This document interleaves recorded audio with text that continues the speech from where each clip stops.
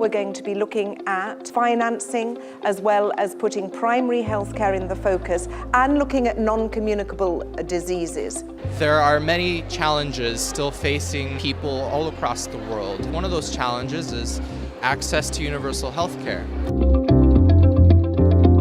Improving access to health care requires a sustainable approach to strengthening health systems and moving towards universal health coverage. But if you pay out of pocket, even 2 cents or 20 cents may be too much for a family which lives on less than $2 a day.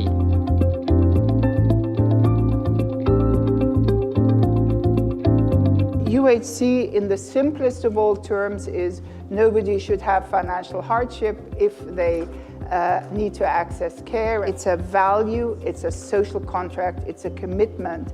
And unless we really pick up that political dimension of primary health care and universal health coverage, we are not going to get there. PHC, as our first line of defence, and building health systems that work for emergencies are our dual priorities, reflected in WHO's new strategic plan, the General Programme of Work. This is why, as our Director General, Tedros, talks about global health security and universal health coverage are the twin sides of the same coin.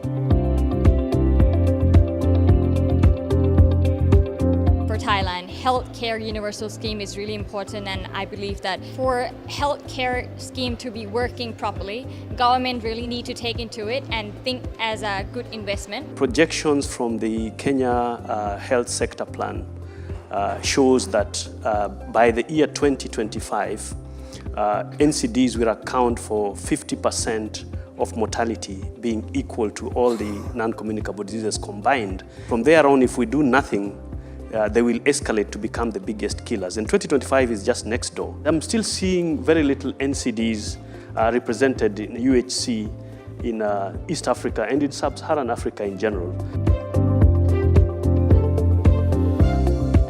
The UHC high-level meeting is an opportunity for us to speak about all health.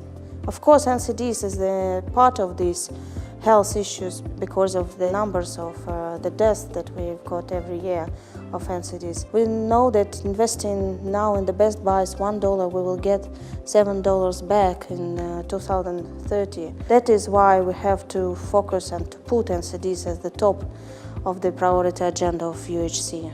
To achieve the SDGs, the UHC runs into billions of dollars. No government can really single-handedly fund most of these interventions.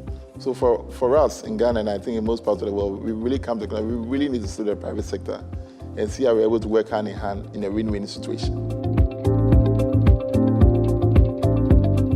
Financing is pivotal to the whole thing, and if you get the financing wrong, you can just forget about universal health coverage. You're seeing countries replacing healthcare user fees, and even private health insurance is not a good way to reach universal health coverage. What works is compulsory public financing, where the main mechanisms are social health insurance, which in effect is a payroll tax, and out of general taxation, which is the whole range of taxes.